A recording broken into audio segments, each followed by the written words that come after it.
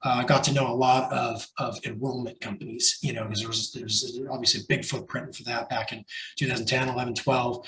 And, I got to know a lot of those folks through the LifeLock side of things. And that was always such a valuable part of that business. And we kicked off as finding the sophisticated type producers who really had good relationships with brokers and their employers and could bring in the conversation about a new product like that.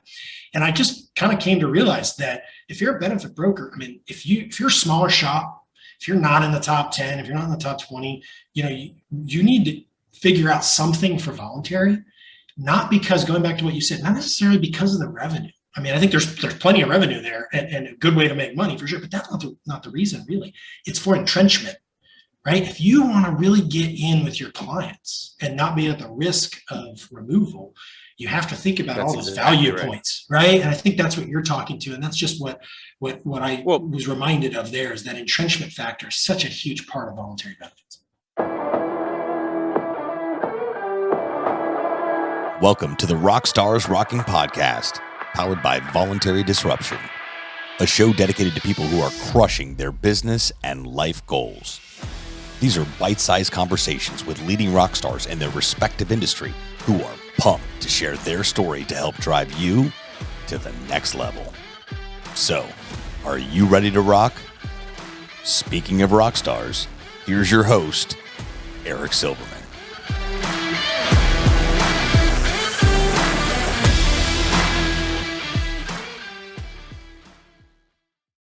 Hey, rock stars, welcome back to another episode of Rockstars Rocking. And come on, you know it by now. I only have the best, the most incredible rock stars that are rocking it out in their business, their personal, their goals. They're just doing really well. And frankly, those are the only people I want to talk to anyway. No offense. So guys, today is no different. Today is no exception. I have the one, the only, my good friend from the West, Mr. Nick Rockwell, president of Eastbridge Consulting. What's up, Nick? How's it going, Eric? Thanks for having me on, buddy. Hey, man, I am living the dream. If I was any better, I would be you. And that's a true statement, because I got to tell you, man, you and Eastbridge are everywhere. You and I had I had the pleasure of sharing the stage with you, my friend, back in May at a big recent benefits conference we were speaking at. But I seem to be seeing your name and Eastbridge everywhere, and I know that's not by accident. I know that's strategic, and I know it's on purpose. So we're going to dig into that. Don't worry. But for those that don't know Nick, I would love for you maybe to open it up a little bit and tell us how you got into benefits, because the reality is, number one, you're not a broker. Number two, you're not quote unquote selling insurance, and your background in the overarching employee benefits world, in my opinion, really didn't even start with, to my knowledge, it didn't start with true insurance employee benefits the way that most of us listening, or most of the folks that I've had on as guests had. Can you tell us your story a little bit? Absolutely. And before I do, though, I got to start and say, thanks again a ton for having me on. And I really appreciate that you take the time to do this. I know you love it and have some incredible people on, but we don't get enough good discourse in this industry. And a lot of times what we do get is pretty surfacey, and there's a lot of talk about product, and even in our business, because we have so much business about numbers, that's only one side of any given thing. And I think you talking to people about their careers and how they've come full circle in so many different ways is awesome. I'm honored to have a little time with this, and I encourage everybody, if you haven't heard a lot of, I dug into your archives a little bit. I wanted to go back and pick up on some of these things, and the amount of people you've talked to and the range is just fantastic. So I encourage everybody else to do that, because there's a lot of insight to pull out of this that Eric's doing. Now, to answer your question, you're absolutely right, my friend. So, I do not come, I have clients ask me all the time, so wait a second, you've never really truly been in insurance. And I say, no, and really at the end of the day, I think of voluntary benefits as really more about the ecosystem that we all play in, more than I think of it as an insurance business. And that's maybe more true today than it was 10, 15, 20 years ago. But it is true today. I think it's been true for a while. And I think my I know my background it definitely has a unique lens to it. So to answer your question, back in 2007, I started at a company called LifeLock. Most people have heard of LifeLock now, particularly in the industry. I joined to do business development. I was like the 23rd employee, something like that. On the first day, shaking the hands of the guy who would interview me, I was already trying to think of channels to go down, and it just, to me, I'd already thought about it a little bit. Employee benefits seemed great. We needed trusted source endorsement. You don't get much more trusted source than the person who writes your check, right? We needed an easy buy flow type of environment. All of that seemed true. There were obviously a couple of problems, though. The first and biggest problem is that brokers had no interest in selling identity theft protection in 2007. The Eastbridge. I was one of them. I know. I tell you what, I was one of them. I didn't even know you. And there's plenty of people who still don't, but those numbers have greatly increased. And so, I knew there were some challenges, but I set forth on sort of a side project. And we had a number of large companies come to us in 2007, large by employee benefit standards, not large enough by LifeLock standards. So I had to do them sort of on the side. Willis, ironically, back then it was Willis. They weren't even HRH yet, let alone all the other changes that have been made. And we were able to bring them on board and really learn the process. So for a number of years, I learned benefits from the ground up, meeting brokers, learning how to sell a product. And I think one of the biggest advantages I had was the disadvantage of selling a product that most people weren't interested in. So it was not like an insurance company who could come in with a cookie cutter product, kind of follow everybody, leverage a brand and do that. We had to disrupt. We had to tell a whole different story. And there weren't many companies doing it. I mean, I'll give some credit to InfoArmor. They were about the only other company attempting to do what we were doing. And between the two of us, we blazed a pretty solid trail. And then, by 2010, 2011, we'd had enough success, enough pain, enough challenge and heartache, a lot of decent wins with decent enrollment, because identity protection is one of those benefits that sells itself to a consumer a little better than critical illness, right? Or cancer, or some of these products we know as an industry. Because they see it every day. I mean, let's be honest. Yes. There's still to this day, there's not a day that goes by. Well, probably, but there's at least not a month that goes by where we don't read in the newspaper, see on TV about, Home Depot just had all their credit cards wiped out, and et cetera, et cetera. So Absolutely. You're right. It does get used. And if you think back on that timing, it was even newer, right? 2010 was kind of when, you had Experian, you had all Wells Fargo, you had all these other things popping up that were starting to set that stage. And we were leveraging that in every way possible. But LifeLock also had its challenges. We had some reputational issues as a company, as most early, kind of trailblazing companies do. All of those were ultimately pretty vindicated over time, but it was kind of 2 steps forward, 1 step back is the point. And we weren't really embracing the way the channel worked, the way benefits work. And so by 2011, I had found Eastbridge. And the CEO said to me, what do you need to make this thing really hum? What do you need? And I said, we got to turn it into a machine. And the only way I know to do that is with some expertise. You got guys like me who know tech, identity protection, and now the benefits side, but we need benefits expertise. And Gil and Bonnie from Eastbridge, who had become kind of synonymous with voluntary expertise there in founding Eastbridge, came in and they said, look, you've done great with brute force effort, basically, but we need to apply some rationale to this. And that started our journey.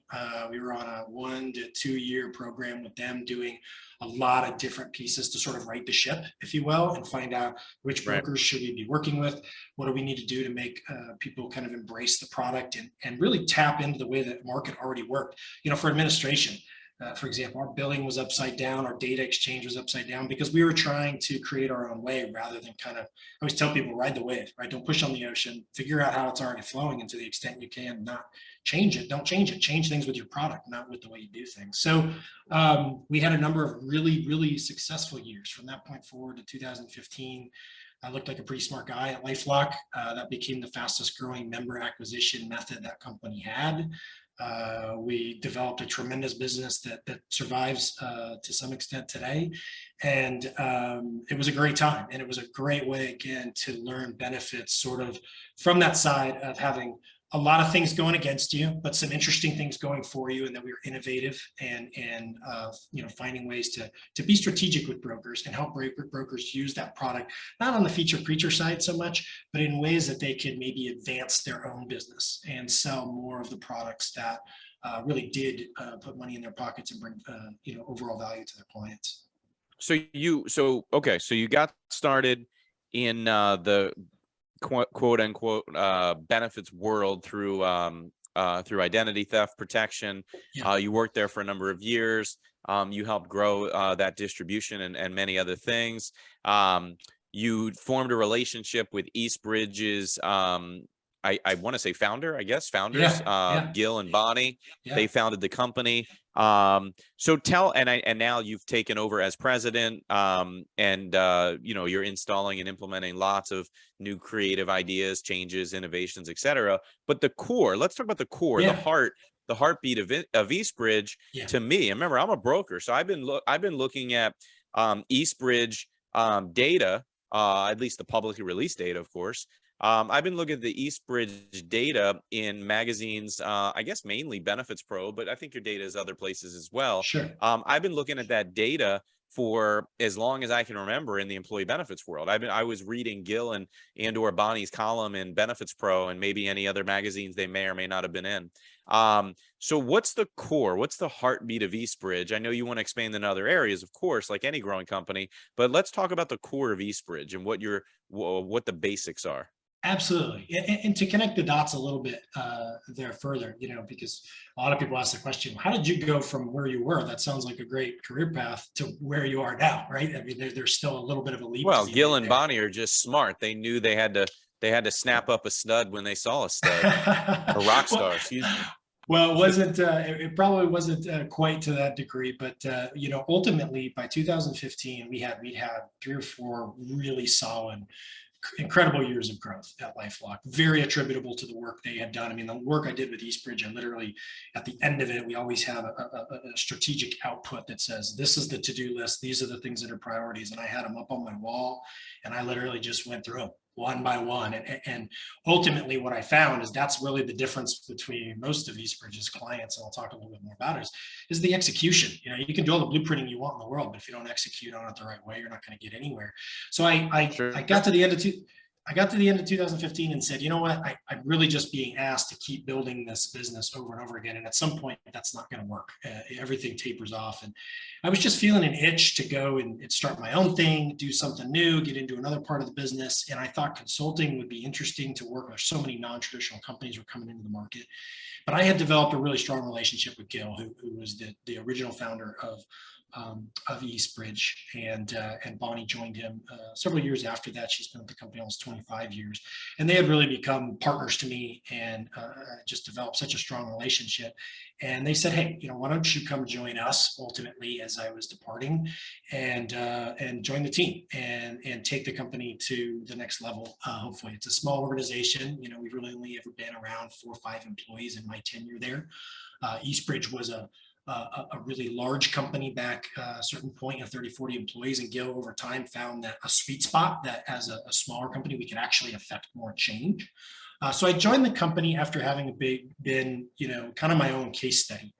And it's interesting when you ask the question of what is the core of Eastbridge, because many people think it's the data, and the data is foundational and bedrock the research we do, but we are first and foremost, always have been, a consulting company. We think of ourselves as an advisory, a role player for, particularly, and this is the important part, carriers in the voluntary space.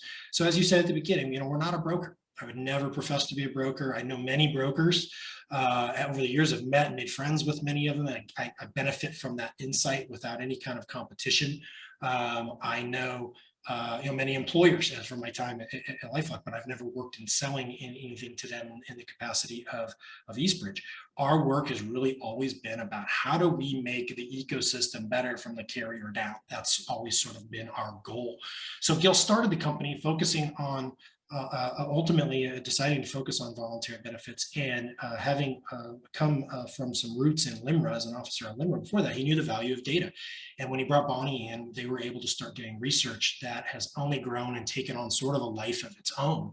So we really do have the consulting business and the research business, and we use the data to drive our consulting efforts. But I'd say, 10, 15 years ago, it started to take on a life of its own. as you said, it's always been out there. We've always done press releases. We've always done articles, and that has a very strong marketing component. It has a very strong kind of drip campaign out to the universe that we have information, right? And are happy to work with anybody who wants to look through the lens of that information.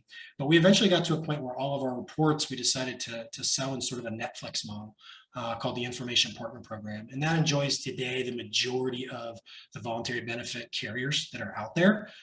So the carriers use that data as a compass, if you will, as to where's the market going, and therefore where do I need to go.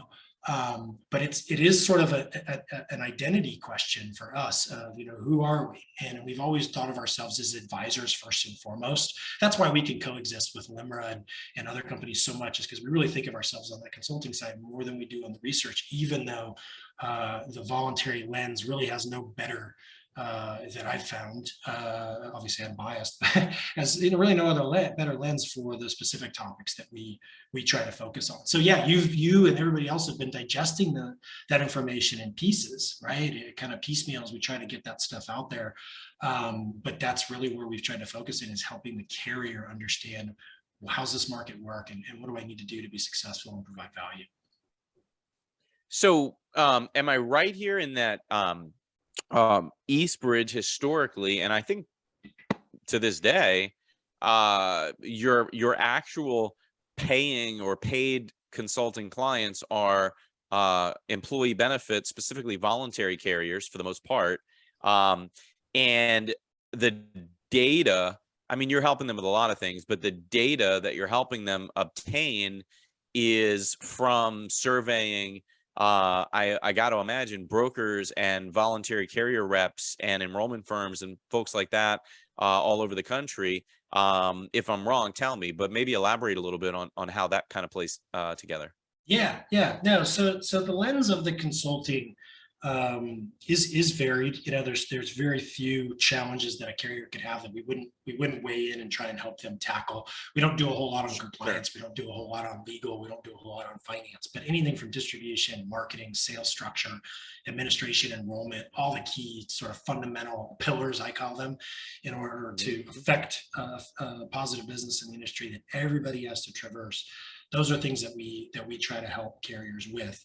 Now, to do that, where there's a lot of different data points that we try to go out and get. But yes, the majority of information and research that we do is built around what we call competitive intelligence. So we'll go to the carriers and say, billing is changing. It's been 2 years since we've done a billing survey, and we'll really dig into all the little, itty bitty gory details about what does billing look like and how does each carrier affect it. And when we output that information, it's typically, blind coded. I mean, that's really how we get people to give us such detailed information, is for the good of the industry. We'll share this information, but we want it blind coded. So what I tell anybody who's participating, wants to understand what's going on, is we can tell you what the market is doing and what the best practice ultimately is from that type of information. But the point is not to necessarily understand who's doing what. It's to understand what the right direction is. So we do a tremendous amount of that on both the product categories. In name of voluntary product, we have a report on it. We do it on the process side as well. So billing, underwriting, claims, enrollment, all those different things. And then we have some very specific audience attitudinal type stuff. So as you know better than anybody, you have a pretty fixed group of audiences that make up this ecosystem, but it's growing all the time. So the employee is the end consumer, but not the first customer, right? You've got the employer as the gatekeeper, as the term I always use, because at the end of the day, they have a decision-making capacity, but they're relying so heavily on you and the expertise of the broker. And we tell carriers, if you're not treating the broker as your first customer, which many lose their way, and they think it's all about the employee, and it's like, yeah, that's great, but if you can't get through brokers and provide value there, you'll never get in front of an employee. So we have to recognize the first customer, and then obviously the ben admin systems have begun playing a pretty intensive role in the market, and a lot of change around that part of the ecosystem. So you have all these different entities, and what we try to do on the consulting side is help people navigate all the way down to the consumer. How are you going to put all those pieces of the Rubik's Cube together to bring value, partnership, and support to all those parties in a way that makes them all want to work with you more than the next guy? No, and it's I feel like you guys are evolving too, because like, as an example, I randomly, I mean, I get your surveys and I see your article in benefit magazines all the time. I read them, I absorb them, I consume them the way they're supposed to be consumed. And I have been prior to you, of course, as I said, with Gil and Bonnie, but um, you've got to be doing some new things there, because the reality is you have a lot of data, right?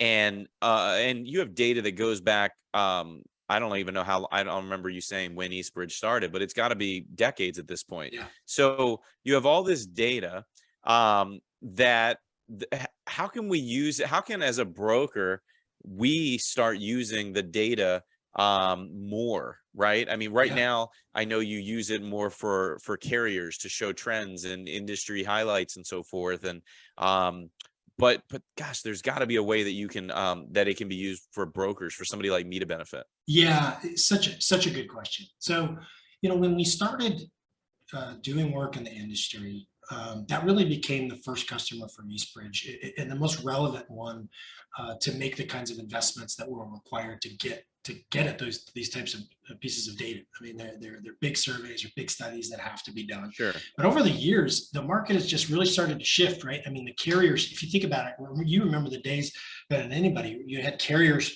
as an example, they kind of owned enrollment, right? It was like, well, if I'm as a carrier, I can bring an enrollment system forward, right, and give it, you put 2 or 3 of my products on there, I'll even enroll the medical, let's use this technology component as well. Fast forward, right? I mean, anybody trying to employ that strategy today is going to be in trouble, right? That's not the approach. Is bringing there your are own still tech. Carriers doing that, though. I know we had a new entrant, a really large P&C, because that's a big part of our business too, is helping people who are pivoting into this space from P&C or medical or group that have never played in group or voluntary. And this outfit was thinking, oh, well, we already have an enrollment environment, we'll just turn that around. And I said, that's the first sign. Yeah, it's the first sign that you haven't been in this space, because anybody in here knows that those Ben admin systems we talked about before, and others, other different monikers, right? You got the HRIS environment, and all these things are kind of melding into this other player. And now, if you're the carrier, no, your job, you have a lot to do with enrollment, but your job is to be nimble. Your job is to be able to plug into other systems and exchange data quickly, securely, and efficiently, right? I mean, it's that kind of game. And so at the end of the day, our business has evolved over the years to try and meet the changing market. And one of the things now that I think is just never really existed is the employers, the brokers, more than anybody, are not such big business, right? I mean, even the pool of employee, what we would call just the employee benefit broker community, the segment of the benefit space that's really particularly sold, medical and group paid products, not the voluntary products so much, not the specialists so much. That environment, I mean, the amount of producers selling over $1 million in voluntary premium every year is now like 10%. If you look at the whole thing, it used to be only 4 or 5 years ago, it was only 1%. So you have leaps and bounds of change in premium being done there. And so the lens that people are, the professional strategic lens that people are taking to voluntary is growing. And that means data. Anywhere you see a market that's evolving like that, people want information. So, we've been trying to think, I'm not, again, not being a broker, I don't want to profess to say, well, this is what brokers need. And we've been trying to have some conversations, and I think that's something you and I will continue to talk about too, is what can we do to take the amount of data that's been accumulated and put the right lens and format to it. I mean, I think a lot of brokers might say, I don't really want to read a report. I don't want to have to necessarily sit down and go through 50 pages about critical illness. Right. Is there a different way to distill what's important to me and my clients? And even more importantly, what I've always thought is, can we help the broker community by providing a tool, some kind of resource where I can go in and have non-carrier based, really thought-driven conversations about what we're going to offer employees as benefits, how we're going to do it. You and I have talked about active election, right? It's so important. I know how you feel about process and benefits. And it's just one of those things where it's an afterthought so often. And if it were talked about at different times and more strategically implemented, we could really start to change the industry. But that's nobody knows better than you. It's a big ship to turn, right? So what kind of resources can we supply to help that conversation, right? To help the community. But yes, I would love to address more, knowledge for the broker community. So, I mean, you spoke about it a moment ago. One of the questions I was gonna ask you, the answer is yes. Is the line starting to or is it continuing to blur more and more between brokers versus a carrier rep team versus an enrollment firm versus I've started myself seeing that brokers are realizing it only took them, gosh, I've been doing this 23 years. So it only took them 20 years to really, by the masses, start diving in and realizing the missing opportunity they have to be, frankly, I talk about it not just as a commission grab, quite frankly. The reality is a lot of carriers will pound the pavement up to brokers. Well, you're missing out on all this commission, and you're missing out on all this added revenue that other people could be getting, and your clients are going to do it anyway. Why not it be you? But I don't pitch that. I don't look at it that way. I look at it as, if you are badging yourself as a full service employee benefits advisor, broker, consultant, whatever terminology you want to use. And this is going to sound very brash and blunt, so anybody who wants to send me hate mail, that's fine. But how dare you? And it sounds crazy, but seriously, how dare you as a broker? How can you call yourself a full self-service health broker and advisor doing what's in the best interest of your client, the employer, down toward the employee, the end user, the true consumer of healthcare, if you're not keeping your eye on the ball of new trends and ideas and products in the marketplace? So, accident, critical illness, and hospital aren't new anymore. But ID theft isn't new anymore. Pet insurance and student loan repayment services and prepaid legal, none of these are brand spanking new. Some are newer than others. But, if you want to call yourself full service and doing what's in the best interest of your client, I talk about it from the context of you can hire somebody and bring it completely in-house, hence back to the blurring of the lines, or you can partner with a team that will be your expert counsel, your subject matter expert. I'm not an expert on medical. I don't do self-funding. I'm not a health broker.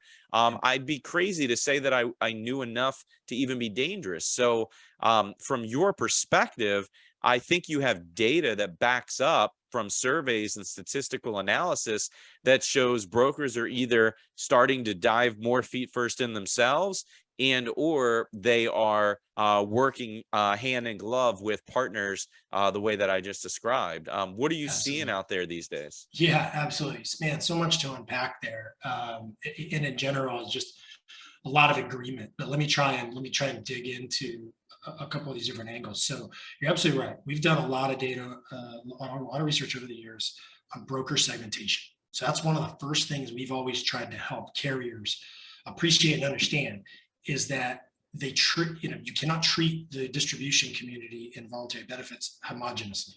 You can't just assume that all brokers are after the same thing and trying to do the same thing.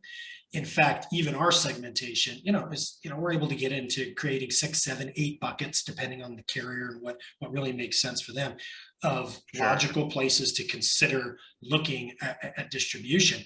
The reality is, nobody fits perfectly, rarely, into any one of those buckets. But the question you asked about, is there a melding? Is there a blurring? There absolutely is. So, it was really put in motion by ACA. 2010 was really the year when there was just enough change, disruption, uncertainty in healthcare, where a big contingent of traditionally group paid employee benefit broker participants who started saying, hey, I got to embrace the voluntary benefits stuff more, one way or the other. And it has only changed more and more every year. What that set off was a group of voluntary oriented professionals, a group we called classics. So very often, people from an AFLAC or a Colonial or Unum who really focused on voluntary benefits, but they did not partner, as a little difference there between enrollment companies and what I'd call true specialists. We'll circle back to that. And they're created a little bit more competition there. It used to be 200, 300 life group. I could maybe have an AFLAC rep and the benefit broker guy. And then maybe I could have this classic type of broker evolve over time. But it really became a much more competitive environment. And now we're starting to see that kind of through and through. But what you describe, and I know your model is one of such strong partnership, and let your organization play that partnership role. And it's funny, for years I got to know a lot of enrollment companies, because there's obviously a big footprint for that back in 2010, 11, 12.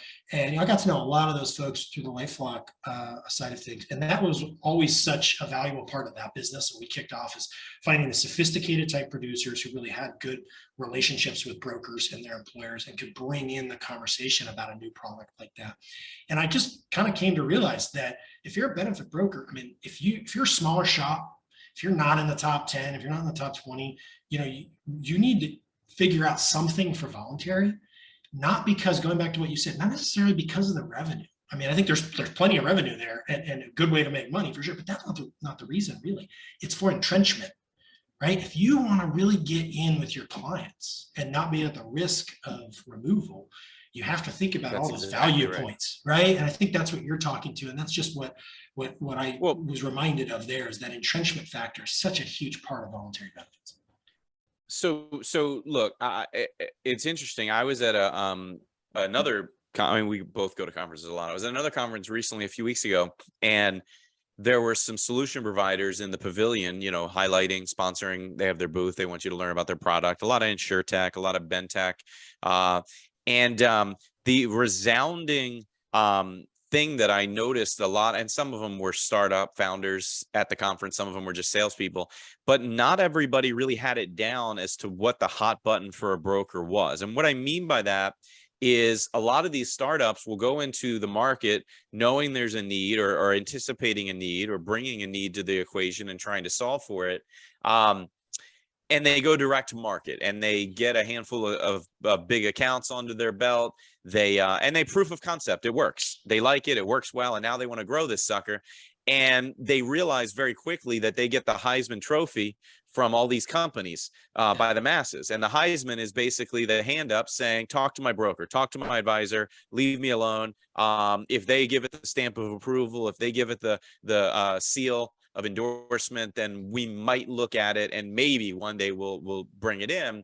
And what I kept saying, these vendors kept asking me as a broker, well, how much would move the needle? What do we have to pay you on commission and points and PEPM to get you to push our product? And they didn't mean them that second. They just meant in general, what's a random number? And my response was never money, because I know brokers like the back of my hand. That's all I work with. And I said, look, Mr., Miss, whoever you are, whatever product you have is irrelevant right now. And obviously I'm not that blunt, but you're missing the opportunity to sell. The opportunity in my case, that as a unsolicited, well, I guess they solicited my opinion, but my opinion is you need to explain to them what you just said. And that is ironclad. If you as a broker aren't bringing these solutions to your clients and making them a focal topic during the year, not just at open enrollment, then you are leaving yourself exposed to other brokers and other reps and other vendors who will just go direct and eventually, theoretically and true, make you look bad. And all I said was, look, that's your pitch. If I'm a broker, you explain it to me that even if I bring in the product, and even if the employer does not want it or does not buy it, as the broker, I still look fantastic because I'm the one that brought it to the table. And then I don't have to risk and worry that next year some other broker brings it to the table, because they already know that I was the first to market. I brought them the innovative idea, and they know that I can help them if and when it ever comes to fruition. So I think you're spot on with the value prop as you described it. Yeah. And gosh, I just couldn't agree with that more. I mean, the reality with most of the non-traditional products today is, I believe, for the broker community, is if those product manufacturers can find a way to help brokers sell more of what they're already trying to sell, that's really the holy grail, if you will. And we worked with a genomic provider several years ago, and I think I maybe told you this story, but I think it's a good example that wanted to get into the market. They had a really expensive product to start, and we righted the ship on several things. But one of the problems was going to be that they were helping to address some things that were going to get misconstrued in terms of what the actual product did. And so we really worked on a strategy that eventually got to a point where the whole goal was not to go in and have people think that you were another cancer product or critical illness product, but to actually give the broker an opportunity to sell more of that product by bringing in something complementary. And they were putting better care and better outcomes for poor diagnosis in place. That was really the product. So it was a nice complement to cash in your pocket. But they were two totally different things, two different sides of the sword, with different ways to attack the problem. And so the conversation left feature creature, this is what we do, and this is the statistical outcomes and all. You need some of that. But it was ultimately pivoted to, this is how we're going to give you the ability to go back and get active election on your critical illness product, right? Or your cancer product, if you still have one installed and you don't want to move away from it, whatever it was, as a way to go back and lead with something that they know and are comfortable with, does generate commissions, does fit the value that they've been telling employers for years, and didn't have to completely move off of that, right? And we did similar stuff with LifeLock, where we tried to give people, for working conditions that worked across all benefits, we would give some pricing concessions because it wasn't an insurance product, so we could do unique stuff like that. So all product providers, I just encourage everybody to look at, especially the new ones, how do I help brokers do more of what they're already trying to do? Bingo. Yeah, no, that's exactly right. And for those listening, there's really, I don't know, and I guess I'm biased, sure, but I can't think of a carrier with a large brand name or even a smaller boutique carrier, voluntary employee funded type benefit carrier that hasn't worked with Eastbridge over the years or isn't currently working with them. If you're a carrier, and I appreciate you, because there's a lot of carrier representatives that are incredible. It's been a compliment. I've even heard of other carrier executives, literally at the executive level, that listen to the show. If you're not currently working with Nick and his team over at Eastbridge, it's interesting. I would say take a look at your records. You maybe worked with them years before, and for whatever reason you're not working right now. What are you waiting for? Because they are the marquee place to work with when it comes to data and analytics and all the other things he talked about, marketing, and really just building that distribution network and system properly. So, hey, real quick, Nick, we're almost done. The last 3 or 4 minutes, I'm going to do a lightning round with you. And I have like 3 or 4 questions that I jotted down that I wanted to ask you. Do me a favor, take no more than a minute for each, and let's see. I'm just curious your opinion, because this will also, candidly, for both of us and anybody listening, you'll smile because it's true. Maybe we can get some good sound bites too, because I want to get this thing promoted. I want your millions of raving Nick fans to see you shine. So here's one. Are voluntary benefits, employee funded voluntary benefits, actually voluntary in the year 2022? And in other words, are you seeing data around employers starting to fund traditionally funded voluntary benefits, things that are typically employee funded, accident, critical, stuff like that? What's your take? Yeah, it's a great question. I think we do have a couple of areas of data where it would support some of that. However, the majority of data, I think, would still say that most benefits are becoming voluntary, or most new programs that are being launched are voluntary. But I think that's where the real specialist component comes in. I know you've had success getting employer funding with products, and to answer the real crux of the question, are they voluntary and enhanced voluntary worksite, right? You're right. We're talking about employee paid products. Supplemental. There's so many words. Is that value prop voluntary? And I would say obviously not. That's what we're talking about for the brokers, right? If you're not talking about it, somebody else is. Employers, we know employers are benefiting from what these programs can do to kind of round out the protections in somebody's life and what they get from the overall plans. And employees, the biggest problem for employees is they still don't understand the products, right? So we Right. need to employ processes, even that active election component. What's so great about it is it just gives people that extra bit of 5 to 10 seconds to say, gosh, I got to check the box, yes or no, one way or the other. I got to say no to this. So I don't want to protect my family in the event that I get a critical illness and put some cash in our household. I don't want that. Let me think about that, as opposed to the voluntary, self-selection process, being completely out of sight, out of mind. So I know I'm going over a minute here. At the end of the day, I would agree with you that the opportunity is way too big for anybody to make it voluntary. So here's another one. Speaking of which, you just talked about, real quick, 30 seconds, self-serve versus one-on-one in-person enrollment. Self-serve 100% versus one-on-one in-person back before the pandemic. What are you seeing out there right now? Are people migrating back to in-person one-on-one more and more? Is it a hybrid approach? What are you seeing? No, we don't see people going in masses back towards anything. And I don't think we necessarily will.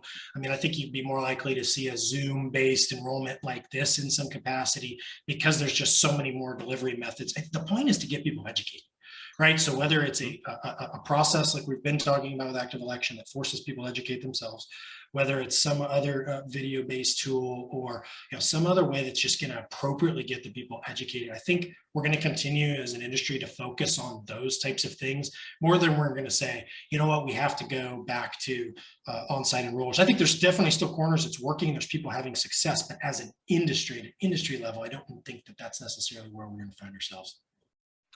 Do benefits go in cycles? For instance, in my opinion, and I'm curious if you agree, I saw ID theft. We talked a lot about being a huge product market years ago. Still very big. Don't get me wrong. People are selling like crazy, but do they go in cycles? Do they ebb and flow? Like, I would argue my perspective is pet benefits. United Pet Care, as somebody you introduced me to, is an incredible growing carrier in the pet coverage world. But there's so many out there. By all means, anybody listening, find your own, or contact me if you want an introduction. But the reality is, I feel like pet benefits today are where ID theft was a decade ago, right or wrong? Absolutely. No, I agree. And you're right. Pet insurance is older than identity theft protection. Pet and legal have been around much longer. And I think when identity theft came on the scene, those two, they had sort of a low, number of years where it was a little more backseated, and there's a lot of numbers to support that. I think pet is definitely back on the rise, and even legal in certain corners. Those are two value propositions people are coming back to, recognizing, what are they all about? And, at the end of the day, those products are about, when is there a time that both brokers and some combination of product manufacturers are making the right argument? And for a number of years, there was an argument that just brokers didn't want to sell. It didn't sound exciting and value driven to talk about pet insurance. But in the wake of an incredible surplus of people getting animals during the pandemic, and a variety of other stories that can be told, you can have a much more professional, value-based conversation about those product categories. I think people are doing that. And I think you've got a lot of products that are delivering value in ways that they weren't 10 years ago in that category. Well, it goes back to what we talked about a minute ago, right? In that, just make it available, just talk about it. If the employer or HR says no, you're at least bringing it to the attention that it's a hot product that employees are interested in potentially. Last question as we wrap up. What is or one or two real quick up and coming products or a different type of industry that may not be on the radar for a broker that they may want to look at deeper? What do you see as an up and coming rising star? Yeah, well, so one new category that's just interesting. Anytime I see a more than one manufacturer of something, you got to take note, and that's the auto repair industry that has kind of had an interesting experience in other markets. But I've gotten to know a couple of the opportunities that are presenting themselves in this space, and you have a market there with these types of products that, if you really take a look at the value that they're bringing to an everyday consumer, there's a lot of opportunity there. There's a lot more likelihood that somebody is going to have an issue with their car than they're going to have cancer or something. So the reality is, from a prevalence standpoint, you have high numbers. maybe not as big a deal from a severity standpoint, but you still have that high Sure. prevalence, which makes it valuable for people to have a conversation about how do I protect people. So that's one that I think, if delivered the right way, and I think there's at least one provider is looking to deliver things the right way, I think you could see that as something that people say, hey, that's an everyday problem. There's no reason we shouldn't be addressing it. I think that's huge. And I think even the ambulance type products, there's a lot of gaps in ambulance coverage. I think there's a couple of product manufacturers that are going to find some ways to get that coverage up. It might be more as a bolt-on to another voluntary product, but there's a couple standalones that I think have a chance of helping improve those gaps in people's lives too. Well, Nick, you said it all, man. You have said it all. I appreciate you coming on. We could have gone on for another hour. By all means, tons of stuff I could be talking about. But for anybody that's not already connected with Nick Rockwell on LinkedIn, go ahead and send him a connection request or follow him if you'd like. He is not hard to find. Nick, what's your website? Is it eastbridgeconsulting.com? It's just eastbridge.com, www.eastbridge.com. Perfect. Even better. That sounds like a incredible domain that I did not expect you to have. That's fantastic. Eastbridge.com. That's great. You could probably sell that and get a lot of money, but I don't think you'll be doing that anytime soon. All right. So Nick Rockwell, eastbridge.com. Check him out on LinkedIn. He loves to get random spam and sales pitches in the direct message. So go ahead and do that. That's the most exciting part of his day. That's sarcasm, but you can do it anyway. Make sure to tell him that Eric sent you. Be fun. He'll screenshot it and send it to me. So it'll be really fun. Nick, I appreciate you. I appreciate everybody listening. And look, I can't do this on my own. I have a whole editing team that puts this together. So I just show up and ask some fun questions and have a good time. It's like a party. So for everybody behind the scenes at the Rockstars Rocking podcast, I'm Eric Silverman. That is, was, and always will be the one, the only Nick Rockwell, President, Eastbridge Consulting. Thanks, my friend. Thanks, everybody, for listening. Thank you, Eric. Thanks, everybody.